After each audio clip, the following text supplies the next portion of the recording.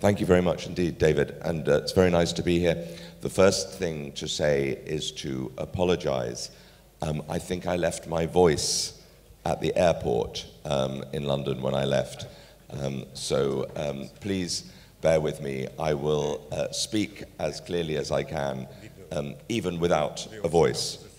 So first thing to say is that there are several forms of censorship. There is what I call the black and white censorship that you see in authoritarian states, that you see in states where there is organized crime, and that is where journalists, activists, bloggers are falsely imprisoned or are killed or are in any other way suppressed. Unfortunately, that state of affairs is in Ukraine, it is very much in Russia, it is in China, it is in Mexico, where there are the narco gangs. It is spectacularly present in Belarus, in North Korea, and in many other places besides. It's that kind of censorship which is familiar to anybody who lived through the Cold War and the division of Europe and the division of ideologies. And that continues now to this day, and it is as important to combat as it ever was. There is, however, another form of censorship which is much more subtle. It's what I call the shades of grey.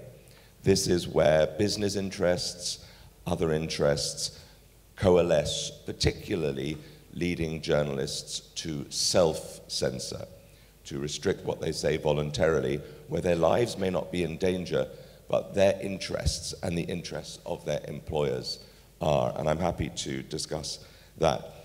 Censorship is obviously it's an emotive term. It is only a negative term.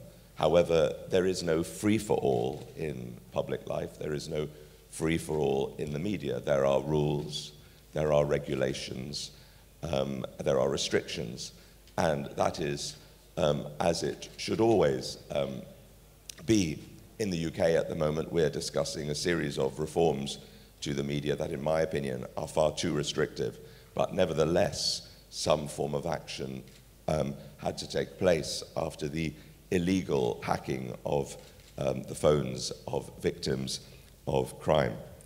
So censorship takes place in authoritarian states, but it is not confined to authoritarian states. Now, in the old offline world, in the world on, as we quaintly now call, words on dead trees. In the world of newspapers and magazines, it was far easier to control the message, particularly for governments, because the management and the editorial structures of newspapers and magazines were and remain vertical. There is an owner, a publisher, a managing editor, an editor, etc. And to know the lines of accountability are quite clear. Online, however, we have a completely different world. Instead of a vertical world, we have a horizontal world where there is self-publishing, where there is citizen journalism, where there is crowdsourcing. And it is much, much harder now to navigate these difficult areas. And I would argue that we are only at the beginning of trying to understand and trying to navigate these areas, particularly in areas that have come to be known as hate speech and incitement. Where does free expression end, and where does the rights of a civilized society begin? The internet, as it was originally formed, was celebrated as, and I think misunderstood as, the Wild West, where anything goes. Quite clearly, that didn't happen. But what is interesting over the last 5 years in particular is how quickly governments of all colors and of all persuasions have become internet savvy, both in terms of using social media for the projection of their own opinions just as smartly as their opponents, but also using new media tools for surveillance, for data capture, and for tracking people. And it is quite remarkable how quickly and quite how deftly the balance of power has gone back in my opinion, to the world before the internet, where governments could control the message much more easily. I fear we are in danger of that happening again.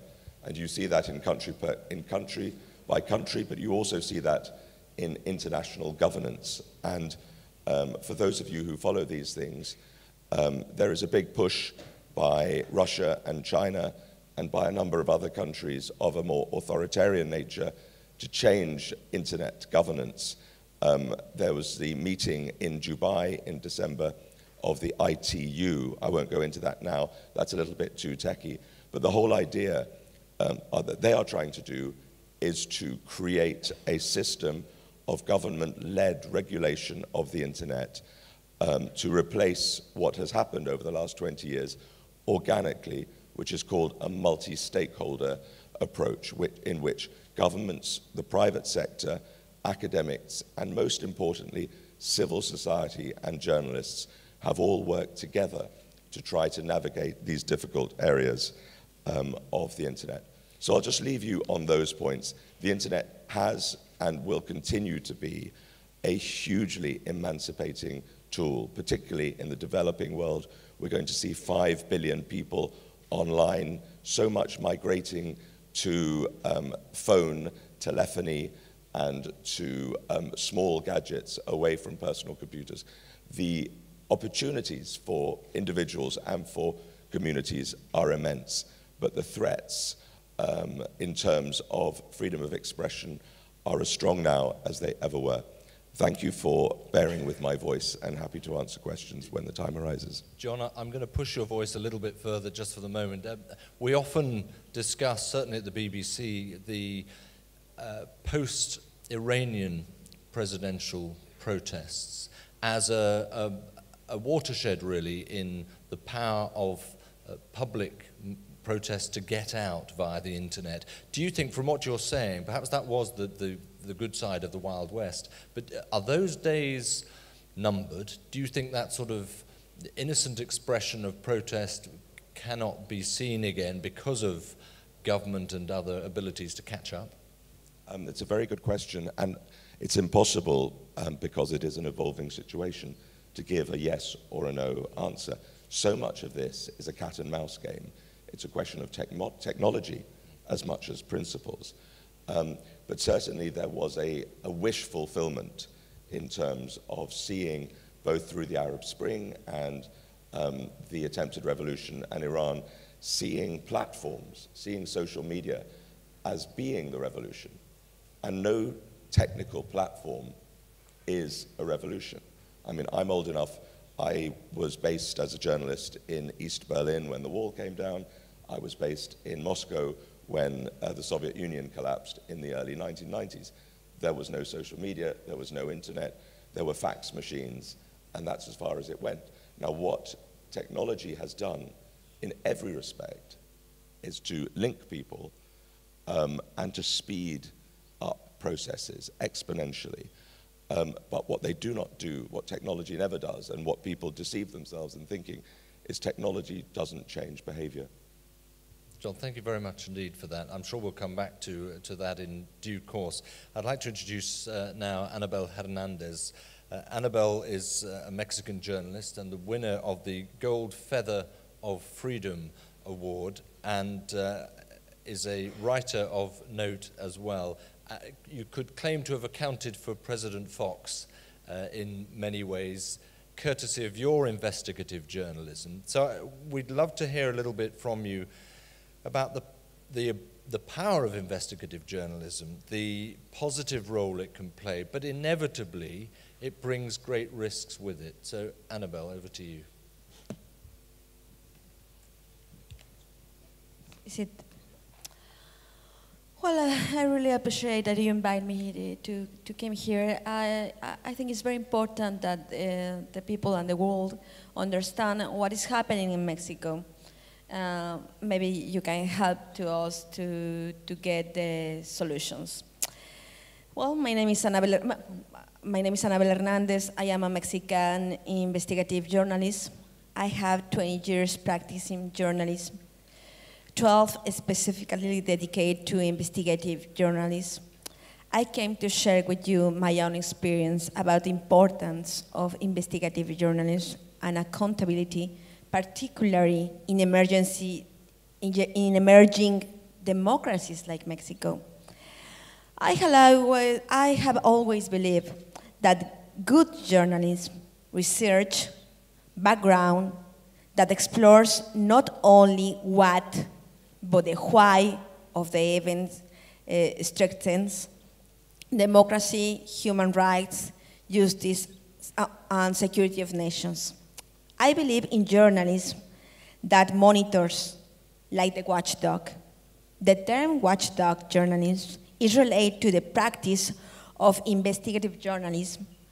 A watchdog is defined as person or group of persons that acts as protector or guardian against inefficient, illegal practice, corruption. I believe when a journalist begins a guardian. The deep process of decomposition that has been developed in Mexico in the last 12 years, so dramatically more pronounced in the last 6 years, is a clear example of what can cause corruption in countries around the world, particularly in those which emerging democracies, weak or totalitarian regimes. It might sound simplest to summarize what has happened in Mexico in one word, but a deeper explanation of what caused in the past 6 years the execution of more than 70,000 people in drug war, the disappearance of more than 25,000 people, and to displacement of more than 200,000 of people, as well as hundreds of thousands of victims of kidnapping, extortion, and human trafficking, is corruption. The process was not immediately. It took decades, and everyone participated in it. Organized crime groups, the government of Mexico at all levels, political parties, the business class, the church, the media, and the society in general. The accountability journalism always bothers those who are called to give explanations. As a journalist, we have to learn to endure the harassment of men and women of powers, attempts at censorship, and learn to defend freedom of expression over the media in which we work. To do otherwise is to be betrayed. It's betrayed the trust of society.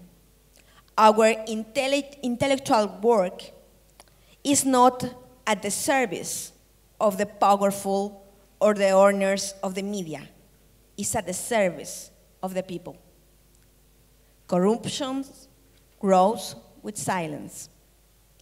Journalists have the duty to break that silence and tell those deep stories of corruption to the society, to know the truth and make their own decisions, from the most mundane to those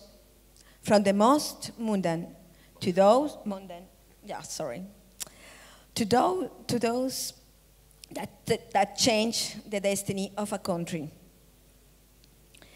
The last 7 years of my life, I have been investigating the drug cartels in Mexico. I researched the corruption deep networks of the political system, police, military, and economy. With documents, I have demonstrated that public officials, police, military, and businessmen have colluded with drug trafficking for decades. Some, given the political give them political and police protection. Others launder the dirty money. Everyone uses their semblance of legality, but they are also Lord drugs, which never appear in the FBI reward or the DIA, but appear in the cover of social magazines. Thanks to them, the Sinaloa cartel, headed by El Chapo Guzman, who is considered by the DIA as the world's most powerful drug trafficker, has become a transnational crime extends in tentacles around the world, threaten their democracy and peace, and occur in Mexico. In most of the cities, in most of the cities most affected by violence, as Ciudad Juárez, Nuevo Laredo, Monterrey, Acapulco, Cuernavaca, the presence of drug trafficking has been at least 2 decades. While drug trafficking splashed money, nobody cared. When blood began to splatter, the people began to ask why, not realizing that themselves with their attitude allowed. The media also silent all through the presence of drug trafficking in different ways of the country life. Annabelle, can I just come in on that? Okay. The media also silent. Yeah. You said earlier that basically every aspect of society, every sector is involved in this corrupt world. So, given the work you've done, what impact has it had on you to write openly, to publish openly about some of these findings that you've made? How has that affected your life?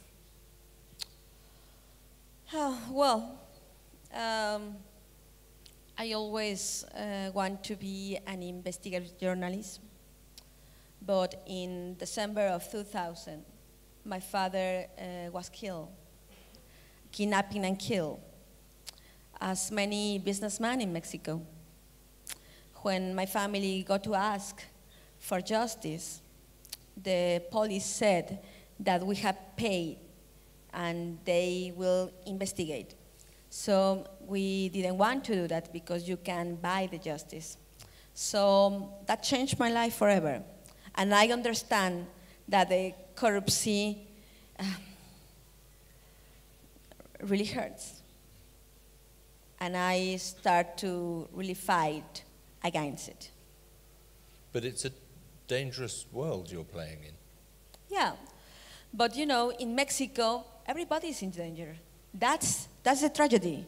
Everybody, even the people that is not a policeman, even the people that is not a journalist, everybody is in danger. So I just can't be in my home watching across the window what is happening. I have to do something.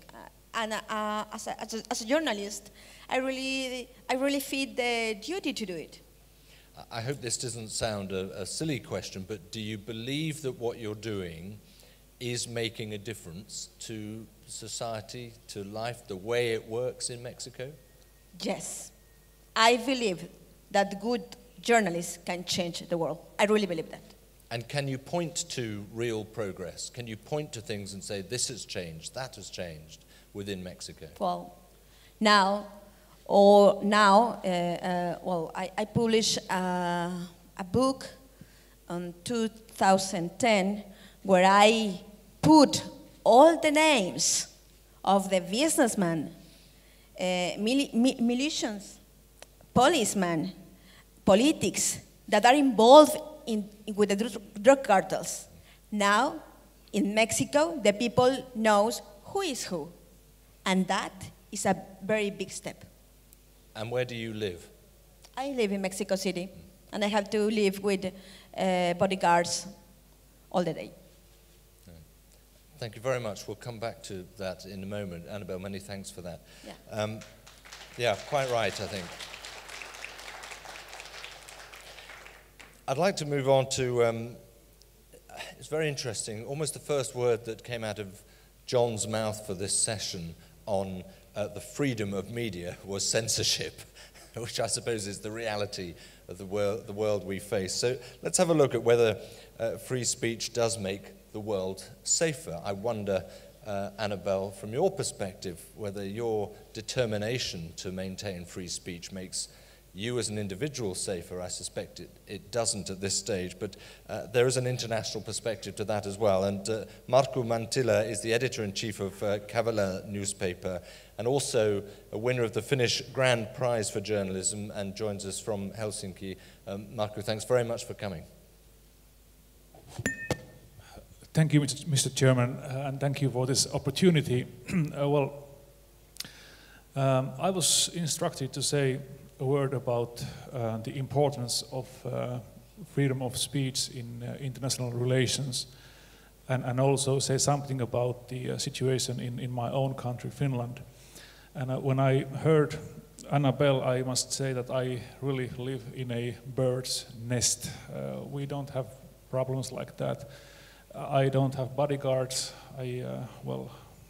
People know where I live, and also my kids go freely. So I really do, respect you, what you do.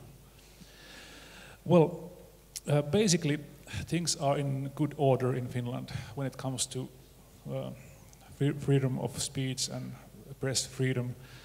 Every time a journalist praises his government, one can assume that this guy is nuts, out of his mind. But really, I can't find many things to complain, really.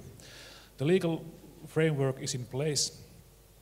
Media operates freely. We can publish whatever we like. We can do all the mistakes we like without any interference from the government.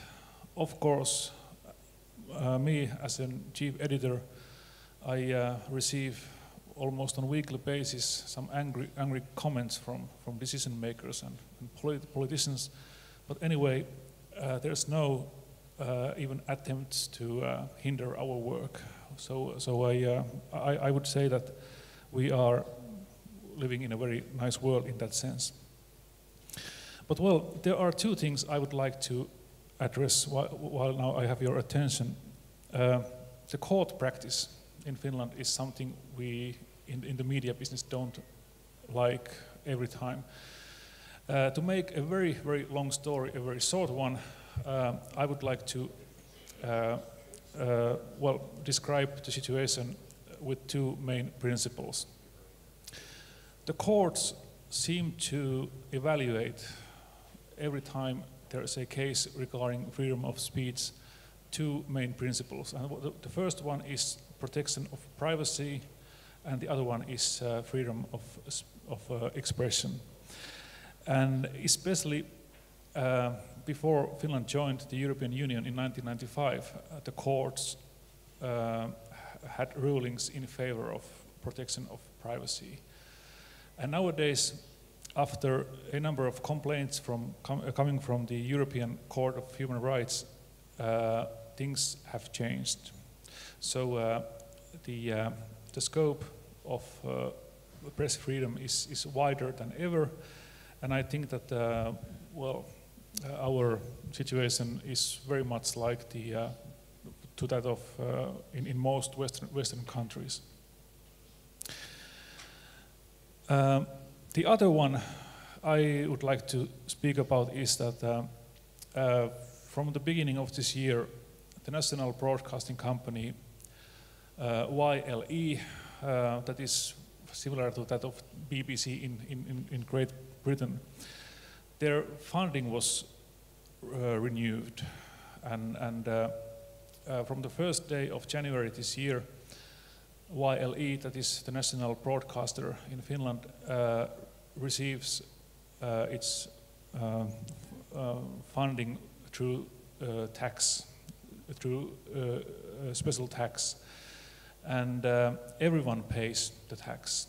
even though you don't own a television set, you must pay a certain amount of money. Of course, it's not, you know, thousands of euros. It's let's say up to 140, I think, per year.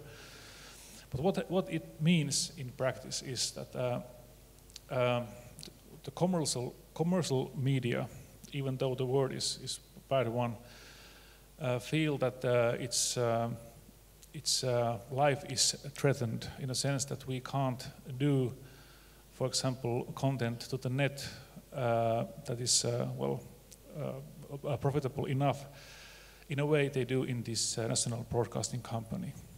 And there are some fear that the funding the national broadcasting company gets will in due course kill some of the newspapers, some titles of the newspapers from Finland, which means that the possibilities to express your opinion might be narrower than it is today. Has that actually happened yet? Have any papers closed or threatened to close? Actually it has, yes. The print media is in deep trouble, and the whole branch of industry is described in Finland, industry in crisis. We are facing structural change. People are fleeing from the print to the net, and really I expect that there will be closures of papers in the coming years. Yeah, right. But well, this is the situation in Finland, and very briefly, why freedom of press is so important in international relations. This is very simple. Once the freedom of the press is in place, it affects everything in society. It makes, imagine that you have a kettle with boiling water. The steam has to come out somehow. If the press operates freely, it's the way to get the steam out. It makes the society stable, and I would also like to claim that more prosperous and more predictable. And that's how freedom of the press contributes to the stability of international structures. Thank you. Markku, thank you very much indeed. Can I just ask you one question before we move on? And you talk about a regime, if that's the right word, for the press, which is extremely liberal and open, and there's not much you can't do, it seems. Are there publications, nonetheless, which exploit those freedoms, which perhaps then raise questions about just how free they are to say what they want and do what they want? Yes, of course. There are a couple of them. They are weekly magazines. They print, to put it frankly, rubbish. And the only news criteria is, let's say, the less the ladies wear in the pictures, the better the news is for these papers. And there are gossips, claims, unfounded stories, and that is something I don't accept. And of course, those cases, they end up in courts.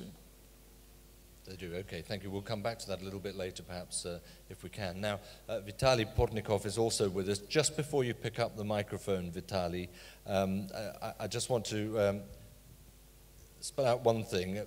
As president of TVI channel here in Ukraine, you know the landscape here very well, but let's just first of all have a look at a video, a 2-minute video we've got to play to give us a little sense of what we have here.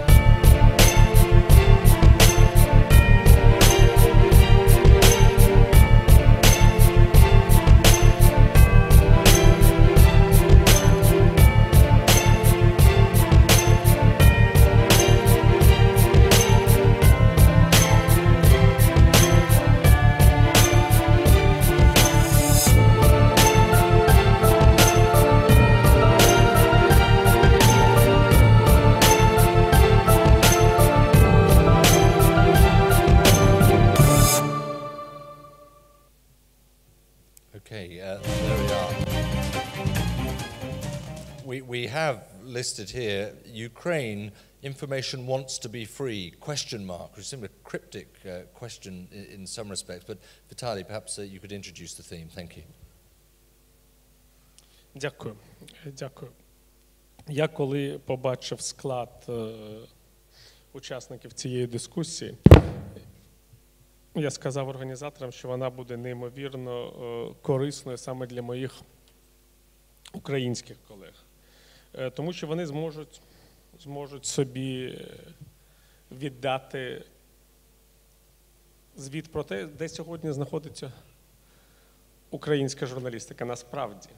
На що вона більш схожа? На журналістику Мексики чи на журналістику Фінляндії? Де ми знаходимося?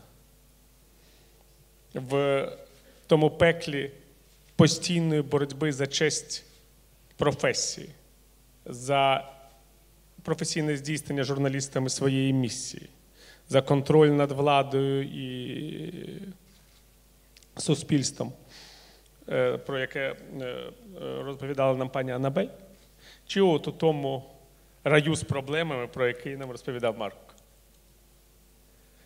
Тому що проблеми, які сьогодні відчуває українська журналістика, проблеми насамперед ментальні, проблеми пов'язані з контролем за нашою діяльністю, проблеми пов'язані з браком свободи. Це не ті технологічні проблеми, які сьогодні є проблемами західного світу. Знаєте, я коли був школярем, я прогулювався якось талінськими вуличками. Талін тоді був столицею радянської Естонії. І дійшов до порту. Там стояв маленький якийсь корабль. І я запитав, куди він відпливає. Мені сказали, що до Гельсінки. І це така проста річ, але в мене серце стиснулося від жалю, тому що я знав, що я ніколи в житті можу туди не потрапити. Немає жодного шансу у радянської людини переїхати через цю протоку. Зараз це взагалі не проблема. Пішов до аеропорту, придбав собі квиток на літак і через 2 години ти в Гельсінкі, чи в Парижі, чи в Берліні. Але оце бажання, щоб Україна була в тому ж цивілізаційному світі, воно залишається і супроводжується саме таким жалем і саме таким болем. Бо від того, що одна людина, чи 10 осіб, чи 1000 осіб можуть кудись полетіти, не змінюється сам цивілізаційний зміст. На мій превеликий жаль, Україна сьогодні знаходиться в тому стані, в якому навряд чи журналістика може відповідати на ось це головне питання нашої дискусії. На питання безпеки. Тому що місія журналістики – це бути контролером влади. Чого багато хто в Україні не усвідомлює. Що для того, щоб розповідати про досягнення, про здобутки, про хороші результати, є прес-служби. А для того, щоб розповідати про недоліки, про корупцію, про зловживання, про шахрайство, є журналістика. І до того ж, має бути ще й відповідальне суспільство, яке буде на це реагувати. Тому що наші журналісти, і ви це бачили, ці портрети в цьому відео, яке ми тільки що подивилися, вони можуть виконувати свою роботу сумлінно. Проблема в тому, що за ситуації повної відсутності незалежної судової системи, повної відсутності належної суспільної реакції, повної відсутності дієвої законодавчої влади, презирства з боку влади виконавчої, від оприлюднення навіть найбільш скандальної інформації нічого не змінюється. І це теж, очевидно, не заохочує людей моєї професії до сумлінного виконання своєї роботи. І в цьому плані ми навіть ще не в Мексиці. Я зараз не хочу навіть сказати, що ми маємо наздоганяти Фінляндію і наближатися до раю. Ні. Нам потрібно спочатку потрапити до мексиканського чистилища, побачити, як можна за рахунок журналістської професії змінювати політичний ландшафт, Адже Мексика – це ця країна, де реально змінилася влада з точки зору повного, я б сказав, політичного перерозподілу свого часу. А у нас за 20 з лишком років незалежності цього ще не відбулося. Фактично ми знаходимося в рамках панування однієї тієї ж пострадянської номенклатури, яка є спадкоємцем номенклатури радянської. Що є найбільшою загрозою в цій ситуації? В тому, що криза свободи слова – це одночас і криза державності. Це водночас і криза запиту на якісну державу, якісні медіа, якісне суспільство. Я абсолютно щиро впевнений, що вільної журналістики в невільному суспільстві бути не може. Саме тому я завжди кажу, що журналісти і суспільство мають розвиватися, так мовити, паралельно і в симбіозі. Що журналісти мають робити все можливе, щоб змінити клімат в суспільстві, але і суспільство має зробити все можливе, щоб змінити ситуацію з медіа. І ця діяльність суспільства, вона пов'язана із іншими економічними підходами до цієї справи, із іншими підходами до контролю над владою, і з іншими підходами до самої побудови політичної системи. Інакше ми будемо знаходитися в глухому куті, з якому нікому з нас не буде виходу. Vitaly, thank you. If I understood you correctly there, you suggested there is no call for good media, no call for good journalism among the people of Ukraine. Are you saying people, I mean, clearly people do care. Do they have no way of expressing it? Am I correct in what I'm assuming there? Я думаю, що ми маємо проблему з браком політичної культури як такої. Ось в українському суспільстві досить часто дискусія щодо політики йде на рівні того, як той чи не інший політичний діяч бере участь у політичному шоу, ніж навколо того, що ця людина може реально зробити з точки зору своєї законодавчої роботи, міністерської діяльності. Українці, і в цьому є величезна, я б сказав, проблема ось цих олігархічних засобів масової інформації. Привчені не до політичної культури, а до культури політичних шоу, тобто до підміни понять. Люди, які не існували в світі альтернатив, відразу вийшли в світ, де відбулася підміна серйозного політичного змагання на рівні поглядів і концепцій на змагання клоунади і популістських обіцянок. І замість того, щоб разом з політиками, з культурною інтелігенцією виховувати суспільство, журналістика такого рівня почала його фактично знищувати на стадії його становлення. І це проблема. Thank you very much. Thanks for that. Now, we've got plenty of time for discussion. It's nice to see some hands popping up left, right, and center. There's a young lady at the front who I'd like to bring in, if I could, and then a lady just behind, and then we'll go further right. So.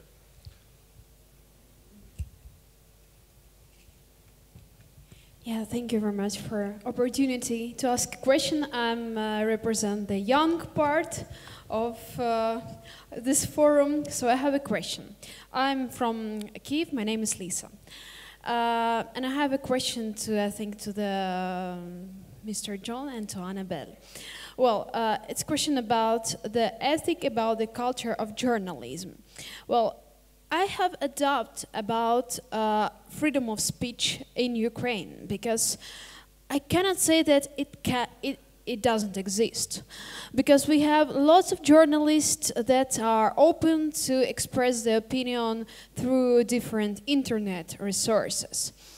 But the problem is about the quality of this journalism, because aggressive journalists are not a real journalists. They don't do their main goal. So how it's possible to provide this mechanism of control in order to provide this freedom of speech, but to provide this quality of real journalism in a state. Thank you very much indeed. John, it does make me just think a little bit about the British, I dare say, disease that we've gone through in the course of the last year or so, with publications prepared to exceed by a long way their rights to freedom of expression and speech, with phone tapping and hacking and the like. So, interesting question. Very interesting question, and very, because I came first, if you just permit me to make a couple of comments on the other three presentations, which I thought were excellent. I mean, I'll come to the question in a second, but various points arose. One is the financial model for journalism and for investigative journalism. And I spoke a little bit about that yesterday when I was addressing the Youth Forum here. And it is the absolute epicenter of freedom of expression. Information, facts, journalism. I mean, I have spent 30 years trying to find out, as all journalists should, things that people don't want me to find out. If they want me to find it out, then I'm not really doing the journalism. I'm a stenographer. I'm just taking down what the powerful want me to take down. The whole point of journalism is to irritate. It is to find things out that the rich and the powerful do not want you to know. And that is an absolute, that is what you do in Mexico in spades. And the real problem with good journalism now, with technological revolution, with the great peril that newspapers and news organizations face, is that with the online world, nobody thus far, or no, not nobody, some have, but it is still difficult to find a financial model, both in terms of revenue, in terms of sales, in terms of advertising, that will sustain good journalism. Because you are right, the world of Twitter and Facebook and blogs are full of unsubstantiated opinion. You know, I can and I do tweet any old sort of stuff, any time. It is no substitute for finding things out. And but John, you can build a reputation, can't you, as a blogger or the like, and it's very cheap. But for example, take anywhere, take Syria, right? How are you going to find out what is really going on? Not what this side or that side or the other side wants you to know, but what you have seen through your own eyes. That takes a huge amount of physical danger and physical monetary cost. And of course there are new organizations that are emerging that are doing this work. But freedom of expression is all of these things. It is also the freedom to say things that annoy. And I worry all the time that we as societies generally are almost acquiring as a human right the right to be offended. I have no human right to be offended. I could be offended by something somebody writes, but I should just move on and I don't have to read it. We are becoming a very censorious public space, and we should worry about that. And I agree with, I understand what you're trying to say. What I do beg you, however, is be very careful. Don't use that word control. I have spent 30 years trying to fight controls, official secrets, trials, all kinds of things. There is a place for regulation. There is a place for law in any part of life. But freedom of expression must always, you should only bring in a law or a restriction if 10 times you have checked that it is really, really necessary. Freedom of expression must always trump considerations, except in the most extreme situation of physical danger or terrorism or any other thing. It is all too easy to say, oh, there's all this stuff going on the internet, let's try and control it. Therein, I would humbly suggest, lies a path to the re-emergence of a sort of, I call it the Singapore model it's much more subtle and sophisticated than the Soviet model under which I tried to operate, under which many older people here may well have tried to operate. The Singapore model is closing off investigation whilst producing easy materialism as the anesthetic for the brain. Be careful of that. John, thank you. Annabelle. Well, I will have another view of your question. I, of course, really believe that the government doesn't have the right to control freedom of expression. Of course, I don't believe that. But I believe that the only that has that right is the society. When you turn off the TV, when you turn off the radio, when you don't watch that page, internet page, because if you are not interested in what the journalists are doing or saying, or if what is saying is bad, it doesn't have any sense, the society has to be enough critics to understand that that's not good for they, and they turn off the TV. I mean, the very authentically regulation has to became from the society.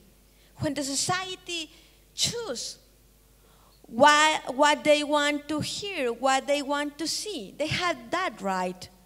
I mean, sometimes, like in Mexico, the society lost the conscience of the power of choose. The people can choose what they want to hear and what they don't want to hear. It's very important that it's very important that everyone can find what they want in TV, or radio, or internet. I mean, even if, of course, if that content is legal and that kind of things. But I mean, the last word about that have to become from the society. I really believe that. Annabelle, thank you very much. Vitaly. Я б хотів, по-перше, заперечити ідею, що в Україні є свобода слова, тому що я вважаю, що свобода слова – це свобода доступу. Більшість громадян України мають доступ до телебачення, а не до інтернет-ресурсів. А метрове телебачення, ефірне телебачення повністю монополізоване з владою або асоційованими з цією владою олігархами. Так що ніякої свободи слова в Україні насправді немає. Це ілюзія свободи слова для забезпеченої і освіченої частини громадян. А свобода слова має бути для кожного. Це перше. Друге. Я думаю, що агресивний і журналіст – це синоніми. Якщо людина не може бути агресивною, вона не має займатися цією професією, принаймні в політиці, чи в театральному рецензуванні, чи в кінорецензуванні. Журналіст – це той, хто говорить, що кінозірка погано зіграла, що президент – корумпована людина і має після закінчення своїх повноважень закінчити свої дні в ув'язненні, і що прем'єр-міністр не справляється зі своїми обов'язками. Інших журналістів в світі не буває. Але є ще дуже важливий момент, який відрізняє пострадянське суспільство від, я б сказав, суспільства західного, суспільства європейського. Тут багато хто, навіть поза владою у суспільстві, не бажає чути діагноз, хочуть жити в приспаному стані. Так от, тут є питання прав журналіста і прав споживача інформації. Право журналіста, як право лікаря, сказати вам той діагноз, який є. Якщо ви хворі на смертельну хворобу, лікар має вам це сказати. І журналіст має. Ваше право, як право хворого, не приймати ліки. Ви маєте повне право не приймати ліки. Тоді наступає друге право журналіста – право на некролог. Єдина проблема хворого, що цей некролог прочитають інші люди, а не він сам. І це те, що ви маєте пам'ятати завжди, коли не хочете чути діагноз. Краще лікуватися.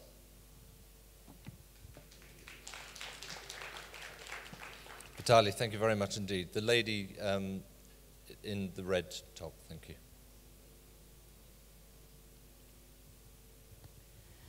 Thanks, Natalia Belitzer, Pili-Porlik Institute for Democracy, and I'd like to provide some comments to the speech of Mr. Portnikov, the first part of it, according to which there is no societal activities, no civil society, and the most important, no impact of influence, no control of power. As a simplified picture, it may be perceived as a kind of truth, but to my mind, it overlooks the actual process which are going on. And what I mean is the existence and further development of certain formal, informal, and mostly internet networks, especially those which unite human rights community with journalists. Concrete case and example is the so-called expert club, several years of activities of which resulted already in a number of real success stories.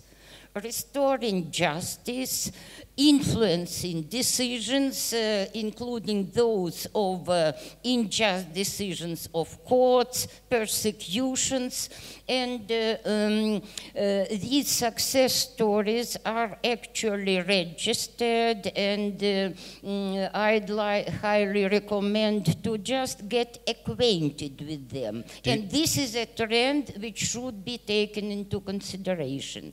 And last but not least, let me remind you the story of the TVI channel, which was close to be eliminated completely from the media space of Ukraine during the crisis, when using the tax pressure and the claim to society and to civil society, to absolutely ordinary people, resulted in raising over very limited time, a few weeks only, the sum enough to save this channel, without which you would be unable to take your current position. Thank you. We won't take it as a question, a statement, but Vitaly, you want to jump back on that?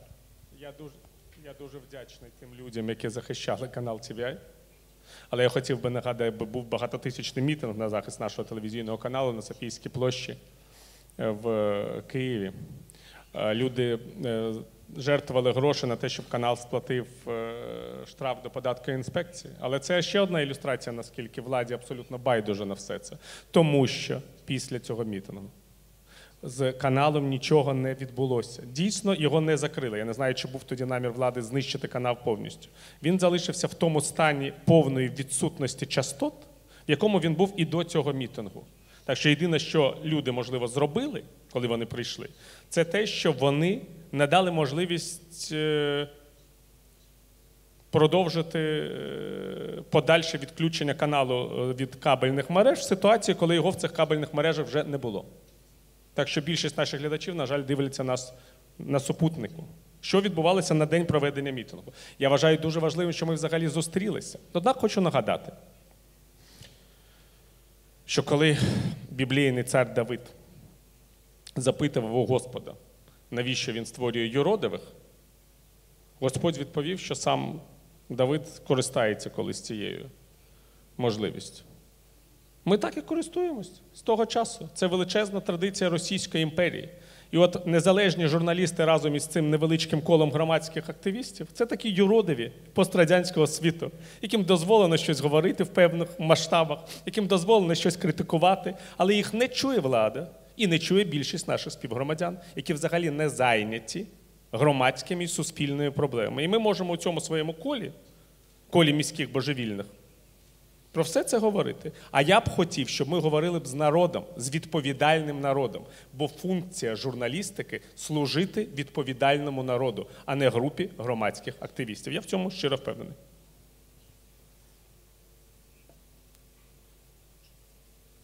Vitaly, thank you very much. Right, let's have another question, sir, over here. Hello, my name is Vlad Miksic. I'm senior editor for one of the most influential news websites in Romania. And my question is starting with a Romanian example, just because I know it's very similar with the Ukrainian one. So print media in Romania is fast dying. News websites, even if they are influential, they can't reach such a large target as TV stations. In Romania, there are 6 TV stations, news TV stations. 5 of them, from 6, are owned directly by oligarchs who are involved in politics. 4 from 5 are directly involved in the parliament, so they are members of the parliament. Basically, news televisions in Romania, they are not press institutions, they are propaganda institutions. So, talking about that, the population in Romania is starting losing totally the trust in media. What could be the solution to that? This is also happening in Ukraine, as I understood. Should be the solution a case of heroism, individual heroism, as Ms. Hernandez? ProPublica model can't be a solution because in Ukraine or in Romania, this is not possible from cultural reasons. Okay, thank you very much. It sounds like very much a shared experience with Ukraine, with Vitaly. Marco, is there a way of answering that question? Well, first of all, I'm sorry to hear if there is a freedom to tell stories, to run stories, but people are not interested in the stories. Going back to what you from Romania said, you spoke, if I understood you correctly, about the trust between media and the people, how to build trust. And I can tell you that it's not easy. It takes time. All of us who have been in this business for a longer time knows that it takes years to build a reputation of reliability, but you can lose it at once. One bad story and your reputation is gone. So all I can advise to you is that send your journalists overseas, educate them, and well, only years of hard work will bring the trust between the people and the media. John, did you want to come in, or are you happy for the moment? I would only just simply say that the problem of ownership is not confined to countries that you could loosely call former communist states or whatever. Look at Italy and the really poor quality of news information, very low-grade culture, and how that's more than a coincidence, than it's linked to ownership structures and monopoly ownerships. So ownership and competition, in the best sense of the term, not a race to the bottom, but a race to the top, are central to issues of free expression and good journalism. Thank you. We have a gentleman here, please. Thank you. Я хотів би підтримати тему довіри до журналістики, до її професійного рівня. Я бачу, що останнім часом молодь все більше звертається для отримання інформації до Фейсбука, Твіттера. Іноді помилка редактора приводить до того, що теряється повністю довіра до дуже поважних видань. Я маю на увазі навіть такий канал, як BBC, який перед початком Євро-12 в Україні і Польщі випустив матеріал під назвою «Стадіони ненависті» про расизм на Україні і Польщі. І багато людей не приїхало в ці країни, довіряючи цьому каналу. Але також ми, як журналісти, були свідками, що англійські футбольні фанати, вони були здивовані цим матеріалом, тому що ніхто не побачив подібних якоїсь реакції російської в цих країнах. І навіть зверталися до BBC з проханням якось пробачення попросити. Тому що довіра, вона, як сказали, вона заробляється багато років, а теряється вона одним матеріалом. Це рівень професіонального рівня редакторів. Дякую. Thank you. That was a statement, I think, more than a question, and it felt directed at me as a representative of the BBC. And it was a very interesting case. Without wanting to dwell on it, there were pictures, television pictures, gathered from a football match which showed two, I believe they were Asian men being taken out of the crowd and beaten up. And that was used as the basis of a piece that we put out on that case. So I'm not going to be drawn into the whole discussion because I don't have the full background, but I'm well aware of the issue that you're talking about. Thank you.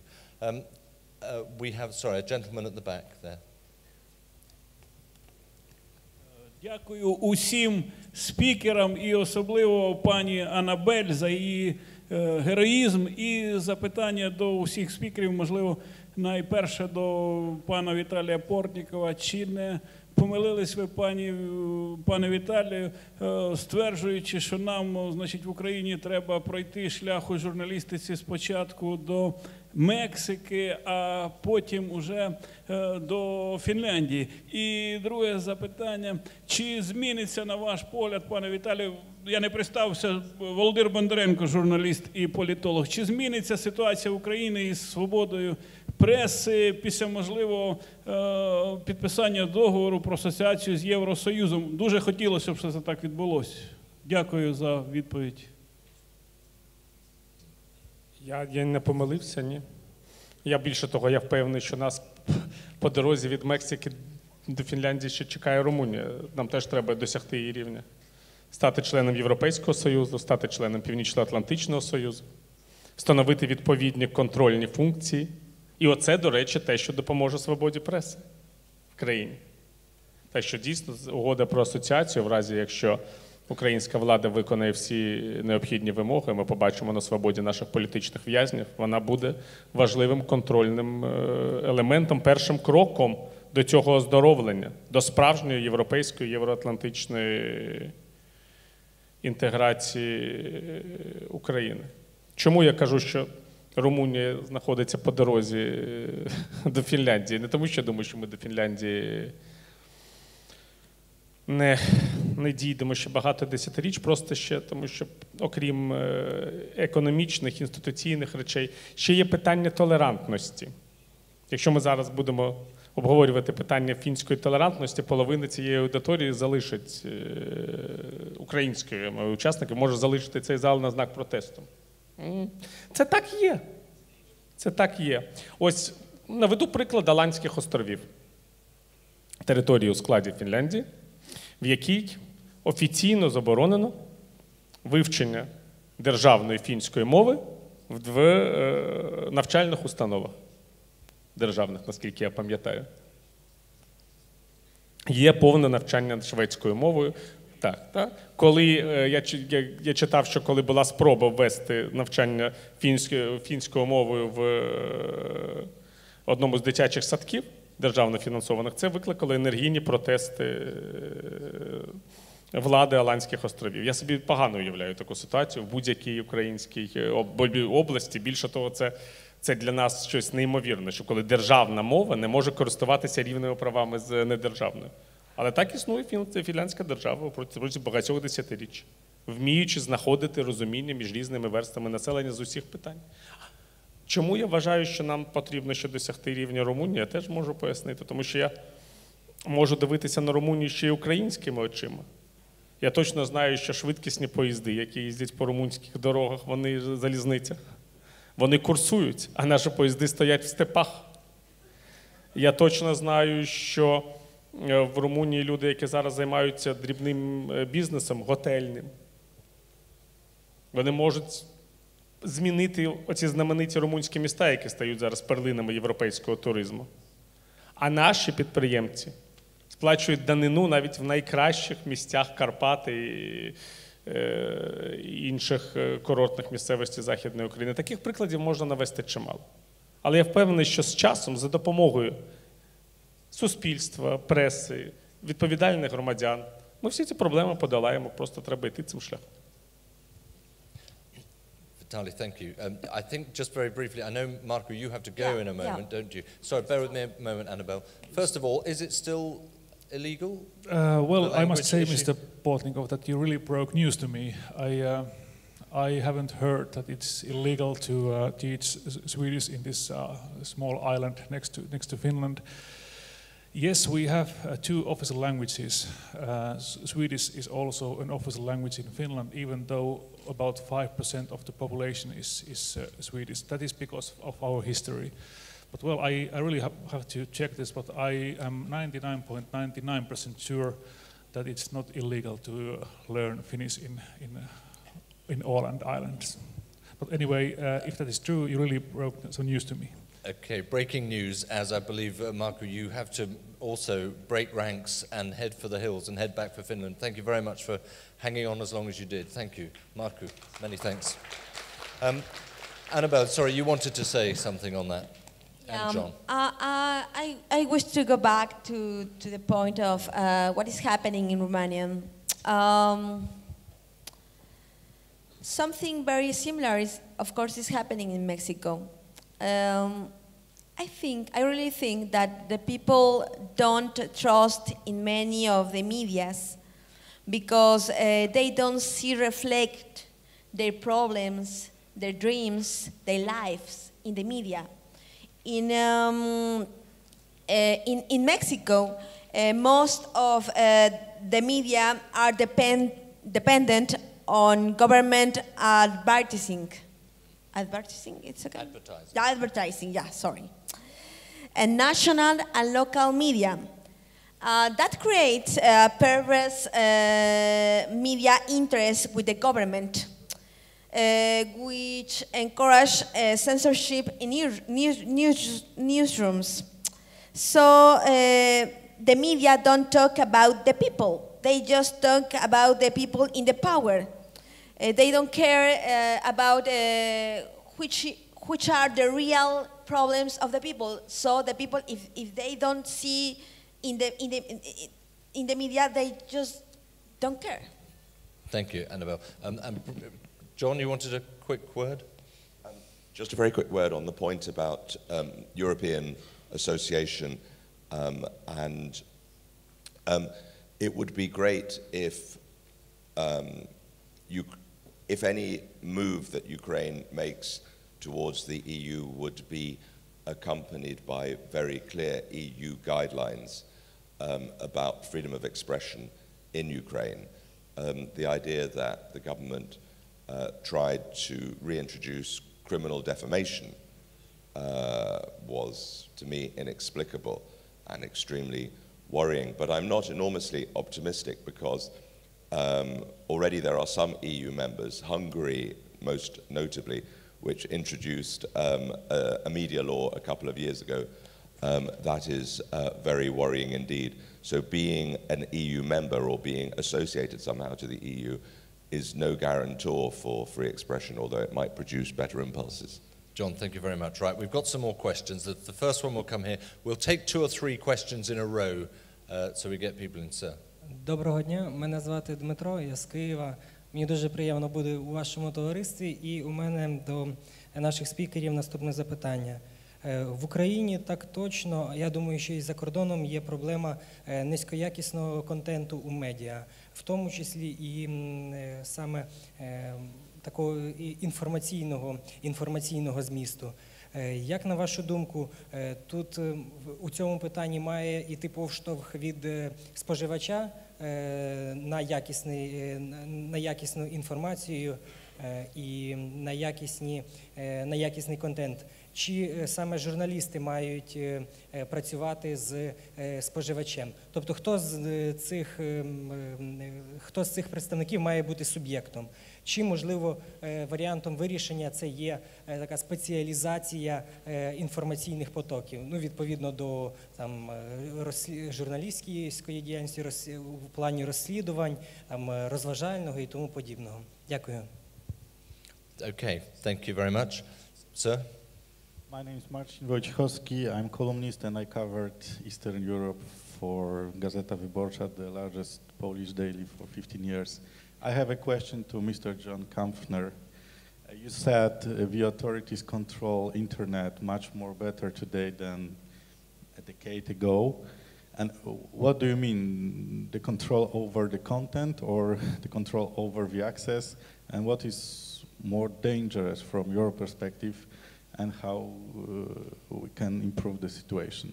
Because the internet seemed to be the most free and spontaneous medium, but as I understand, you said it's the past. Thank you. Thank you very much. And we have a young lady over there. Thank you. Мене звати Віра Андріюк, я представляю громадську організацію «Студентська республіка». У мене таке запитання. Нещодавно я була на одній з лекцій, де журналіст одного із дуже відомих і впливових українських медіа розповідав про те, що було викрадено, фактично викрадено документи, в яких було розписано, як певні можновладці збирались поділити велику суму грошей між собою. От на вашу думку, як ви ставитесь взагалі до такого методу роботи журналістики і як ви це називаєте? Свободою слова, крадіжкою чи журналістським розслідуванням?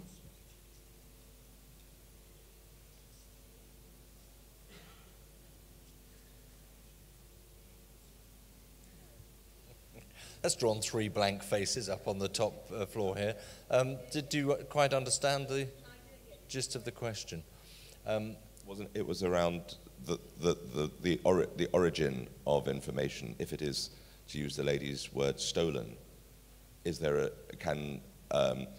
can stolen information, if I understand correctly, can stolen information ever be conceived as legitimate journalism?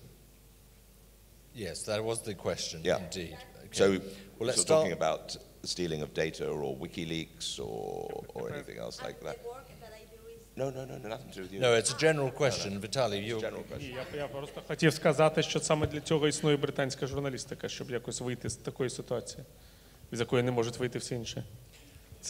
Це абсолютно очевидно.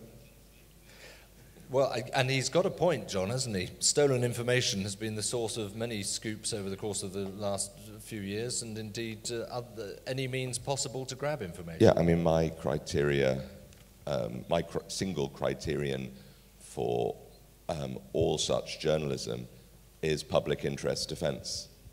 Is there, and you have to, each country defines exactly what the public interest is, and the public interest is not anything that the public is interested in. It is far more narrowly defined than that. So you could have endless discussions about WikiLeaks, but to me, the parameter for discussing anything such as that, or the listening to phone calls or the taking of information by ways that are either technically illegal or unethical, your starting point was that in the public interest? And did you want to, a quick word, yeah? Питання в тому, що зараз кордони можливостей журналістики, як взагалі технологічні кордони, вони постійно змінюються. Ми живемо в час світу, який змінюється. Раніше ми мали справу з секретними документами, які бачили 15 осіб, як там пакт Молотова-Ріббентропа. Скільки його осіб бачило? 25 там, члени Політбюро. Зараз документи WikiLeaks, до них мало доступ десятки тисяч осіб. Це вже не секретна інформація, насправді, якщо чесно бути. Тому, насправді, завдання журналістики – боротися із секретною документацією. Робити саму інформацію про функціонування держави як найбільш поширеною і доступною громадянам. І не ставитися до журналістики як до піару. Бо журналістика викриває досить різні форми існування, саме життя різноманітне. Отут говорили про цей репортаж BBC про расизм на стадіонах Польщі і України. Але ж ми не будемо заперечувати, що расизму взагалі немає. На футбольних стадіонах в усьому світі Польща і Україна просто тут не виключення. Це теж правда. Я згадав, як колись читав в одному поважному польському тижневику статтю про одне невеличке польське місто. Дуже красиве. І ця стаття була вся присвячена расизму. Як там діють неофашистські загони, як вони ходять по центральних вулицях. Такий жахливий текст. Я потім поїхав до цього міста, жив там тиждень, І з жодним неофашистом жодного разу не зустрівся. Кожного вечора ходив на центральну площу не тому, що хотів його побачити, а тому, що не треба було якось каву пити. Це ж не означає, що мої колеги щось брехали. Вони просто побачили певний суспільний зріз в певний момент розвитку. І я думаю, що якщо б я прожив 365 днів в цьому місці, я б це побачив. Так що радісно, що гості Європейського футбольного чемпіонату не побачили те, що бачать ті, хто відвідують київські чи інші стадіони, чи польські в якісь інші часи. Все. Okay, thanks. Yes, Annabelle. Did you steal information to uncover Vicente Fox? I believe that the documents that publish WikiLeaks are important, of course, but that is not investigative journalism. Even you have a very valued document in your hands. If you don't have all the context, all the story behind that document, is almost nothing. It's important. It's just a little step to somewhere, but it's still documents. Is not investigative journalism. Okay. Now we have the two other questions to answer. John, one directed particularly at you regarding the role of the state. The gentleman from Gazeta Wyborcza who asked me the question about the state reimposing its power. I mean, it's a game of cat and mouse. I'm not saying there's no yes, there's no, and as I said before, it's about technology and who is on top of it at any given time.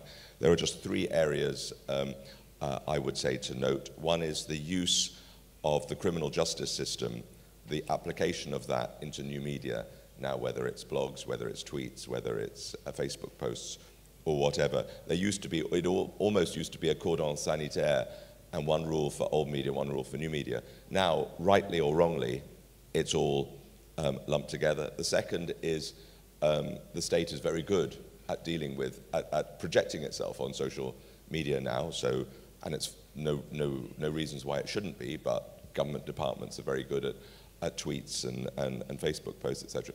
The third point is the use of the technology for surveillance, whether it's the tracking of your phone or whether it's the tracking of you through Facebook or Twitter or every other. That's potentially the most worrying of the three phenomena. The third question, which we haven't addressed at the moment, is about low-quality content and who would have the ability to change that. It's a fascinating question because it runs right across societies, no matter how liberal or otherwise. I don't know if we have a ready answer for that. I suspect it's one that's going to hang in the air for the moment, if you'll excuse me. But we do have just time for a couple more questions, sir. One here. Дякую. Я хотів би знову повернутися до свободи слова в Україні. Таке враження складається, що взагалі немає виходу ніякого з цього тупіка, можна сказати, що у нас завжди не буде свободи слова. Я хочу все ж таки якось сподіватися, що вона з'явиться. З'явиться не просто сама по собі, не просто по тому, що журналісти зможуть писати вільно. Самі по собі ми, кожен журналіст, я теж журналіст, багато років займаюся журналістикою, не можемо вибороти цю свободу. Для цього є інституції. Ну, наприклад, у нас от в Україні теж з'явилася профспілка, журналістська незалежна медіапрофспілка. Ми є членом Міжнародної федерації журналістів. І я хотів би, щоб от зараз досвід, як Міжнародна федерація журналістів підтримує свободу слова. Я знаю, от на BBC скільки було там навіть забастовок, відстоювання права на журналістику, на достойну оплату, на свободу висловлення і таке інше.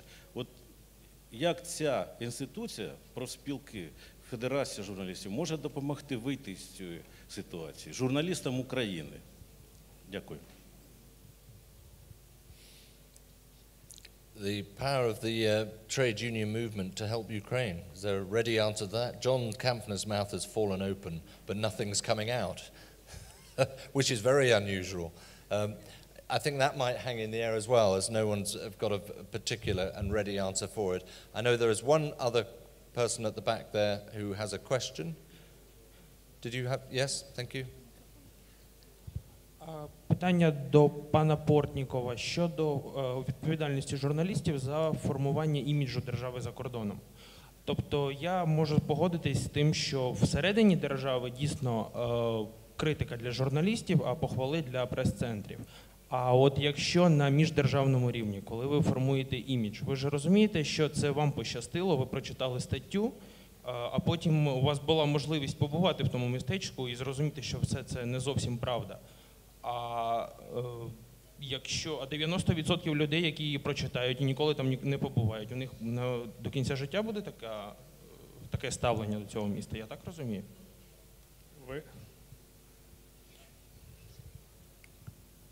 Ви мене не зрозуміли. Я не сказав, що це не зовсім правда. Я сказав, що я побував в цьому місті в той момент, коли я цього не міг побачити. Але в правдивості цієї інформації я не сумніваюся. Я тільки що отримав листа від своєї естонської колеги, яка прокоментувала мій текст досить критичний по відношенню до її прем'єр-міністра, пана Ансіпа, який був тут в Києві і приголомшив багатьох моїх колег своїми висловлюваннями щодо умов європейської інтеграції України. І вона мені от написала, це було півгодини тому. Ми теж не пишаємося щодо висловлювань нашого прем'єр-міністра. І дала мені посилання на статтю, вона просто естонською мовою, я не зможу її вам швидко перекласти, Марко вже пішов, яка набагато більш гостра, ніж моя. Так що я взагалі вважаю, що ця ідея формування іміджу країни за кордоном, це вона радянська. Україна має за кордоном виглядати саме так, як тут. І це і є її образ, чесний. Якщо ми говоримо про країну правду, нас за це поважають. Як відповідальне суспільство, яке цю правду знає і готове цю країну змінювати. Так відбувається в усьому цивілізованому світі. Якщо ми живемо в ситуації, що ми тут в себе говоримо, що у нас є проблеми, а людям ззовні брешемо, ми виглядаємо країною ідіотів. Тому що кожна людина може дізнатися, що ми говоримо тут, у власному середовищі. І я вважаю, що тут тільки один рецепт. Розуміти, що імідж країни за кордоном треба будувати, будуючи тут нормальну, демократичну, розвинену країну. Тоді не треба буде брехати за кордоном. А для того, щоб брехати за кордоном, є прес-служби, які утримуються за рахунок платників податків. І наше з вами завдання – зробити так, щоб вони не брехали.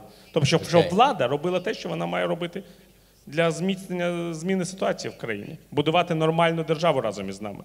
А не створювати позитивний образ, таке потьомкінське селище, яке стало вже символом пострадянського розвитку за останні 20 років. Дякую. Vitaly, thank you. Thank you very much. Right, we're going to get one last question in. The lady here. Thank you. I have a comment. I just wanted to comment on the topic that Vitaly is telling, and I want to just add to what a colleague from there said. Sometimes these reportings, may be negative, but they work on preventive. I am sure, because I engaged in this problem of racism in football very much, and at that time I was having a program on TVI, and we showed a program on racism in football for the first time. In addition to what has been said, it was also confirmed by UEFA people and our projects that if this film on the BBC was not shown, there would have been incidents. But thanks that it was shown, it acted as a prevention, because people and the authorities became very, very careful that nothing like that happens. Sometimes it acts like a vaccine. I'm sorry, but it had to happen. Thank you. Okay, well, thank you for bringing that up as a closing, I'm very sorry, a closing remark, I think, on this session.